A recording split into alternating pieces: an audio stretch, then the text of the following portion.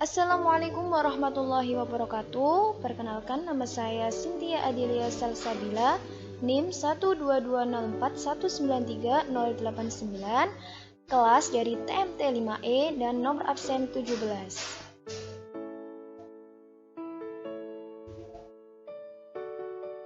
Di video kali ini saya akan menjelaskan tentang apa itu pengertian dari ideal prima, ideal maksimal, dan ring polinomial beserta contoh-contohnya. Langsung saja, yang pertama yaitu ideal prima. Definisi dari ideal prima. Sebuah ideal P tidak sama dengan R pada sebuah ring komutatif R disebut ideal prima jika A dikali dengan B anggota P.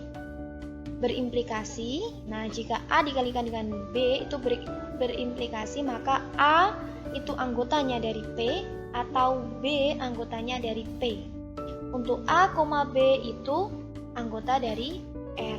Jadi misalnya jika ada A dikali dengan B itu anggotanya P, maka akan bisa kita tuliskan yaitu A merupakan anggota dari P, atau jadi boleh salah satu ya. Boleh salah satu. Nanti misalnya A anggota P itu bisa jadi B itu bukan anggotanya dari P, atau kebalikannya, jika B-nya itu bukan anggota dari P maka A-nya itu anggota dari P, ataupun keduanya. Makanya ini kita definisikan atau. Untuk A, B itu anggota dari R.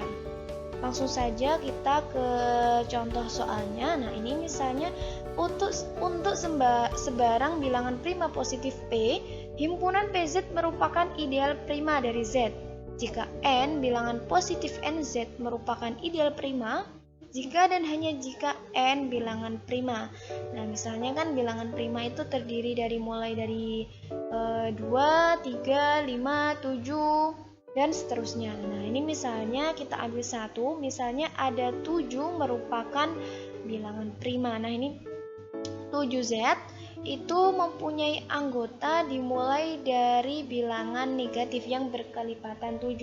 Di sini langsung saja ada negatif 14, negatif 7, 0, 7, dan 14, dan seterusnya. Di sini bisa kita lihat jika kita melihat dari ideal primanya, A rumus ideal primanya, maka A dikalikan dengan B itu anggota dari 7Z. Maka A dikalikan dengan B itu sama dengan 7Q. Jadi ini penggantian dari Z menuju ke Q. Untuk selanjutnya, di sini bisa kita katakan A itu bukan anggota dari 7Z. Jika A ini bukan anggota dari 7Z, maka B ini merupakan anggota dari 7Z. Misalnya 7 itu misalnya ini A-nya digantikan 1 dikali dengan 7. 1 ini bukan anggota dari Z. Ini kan anggotanya dari Z ya. Jadi 1 ini bukan anggota dari Z, tapi B-nya atau 7 tadi kan 1 dikali 7. Jadi 7-nya ini merupakan anggota dari 7Z. Begitu juga sebaliknya, jika B-nya bukan anggota dari 7Z, maka A-nya anggota dari 7Z. Misalnya saja kita anggap B-nya ini 1. A-nya ini 7 dikali 1 kan 7 ya. Misalnya B-nya ini 1, apakah 1 itu merupakan anggota dari 7Z? Maka tentu tidak. Maka di sini dituliskan B itu bukan anggota dari 7Z. Maka A-nya itu anggota dari 7Z, seperti itu. Selanjutnya yaitu pengertian dari ideal maksimal. Sebuah ideal M pada ring R disebut ideal maksimal jika M ini tidak sama dengan R dan tidak ada ideal proper I pada R yang memuat M. Langsung saja untuk ke contoh soalnya, tentukan semua ideal maksimal dari Z12. Di sini bisa kita lihat pada diagram ideal dari Z12. Jika kita perhatikan, ideal proper dari Z12 itu terdiri dari 2, 4, 3, 6, dan 0. Bisa kita lihat ini 2 ini anggotanya atau kelipatannya dari 2 ini ada 0, 2, 4, 6, 8, dan 10. Selanjutnya untuk 4 ini anggotanya ada 0, 4, dan 8. Selanjutnya untuk anggotanya dari 6 ini ada 0 dan 6. Dan anggota kelipatan dari 3 ini ada 0, 3, 6, 9. Nah, di sini kita perhatikan bahwa kita lihat ini kita perhatikan bahwa ideal dari 0, 6, dan 4. Ayo kita lihat di diagramnya 0, 6, dan 4. Ini anggotanya atau ideal-idealnya ini termuat dalam 2. Nah, kita lihat 4-nya ini 048 ini termuat dalam 2, 048. 6-nya ini 0 dan 6. 0 dan 6 juga termuat dalam 2. Dan 0-nya ini juga termuat dalam ideal 2 ini. Nah, sehingga karena ideal-ideal tersebut termuat dalam 2 semuanya, sehingga kita pastikan bahwa 460 ini bukan ideal maksimalnya. Nah, jadi yang ideal maksimalnya itu adalah 3 dan 2, karena 3 ini belum semuanya termuat dalam 2, begitu. Anggotanya belum semuanya termuat dalam 2, dan 2 ini juga belum semuanya termuat dalam 3. Maka dari itu kita pastikan atau kita simpulkan bahwa ideal maksimal dari Z12 ini adalah 3 dan 2.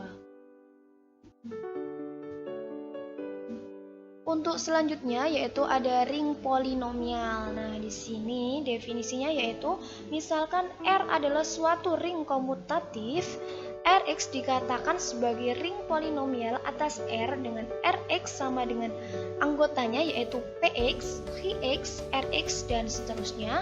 Untuk Px yaitu sama dengan sigma N1 sama dengan 0 AIXI, dan untuk Qx itu sama dengan sigma N I sama dengan 0 BIXI, dan seterusnya, dan AI anggota dari R.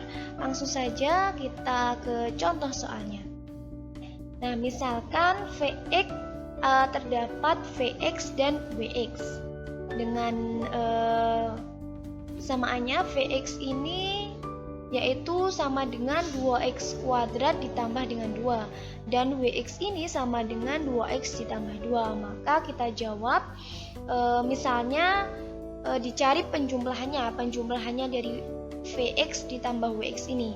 Nah, kita masukkan saja Vx tadi kan 2x kuadrat ditambah 2 dikasih buka kurung tutup kurung ya, lalu ditambah dengan Wx nya tadi adalah 2x ditambah 2. Nah, di sini bisa kita jadikan satu, 2x kuadrat ini kita tulis 2x kuadrat. Nah, kenapa di sini 2x? Karena ini tidak ada yang sama ya dari sebelah, dari punyanya Vx ini kan tidak ada. Jadi langsung 2x karena variabelnya x ini cuma 2x ini saja. Langsung saja. Nah, untuk 4-nya ini yaitu penjumlahan dari 2 ini yang tidak mempunyai variabel ini ya. Yang tidak mempunyai variabel ini kita jumlah. Jadi 2 ditambah 2. Jadi hasilnya adalah 2x kuadrat sama dengan 2x ditambah 4. Seperti itu. Nah, sekian video dari saya. Apabila ada salah kata, saya mohon maaf. Wassalamualaikum warahmatullahi wabarakatuh.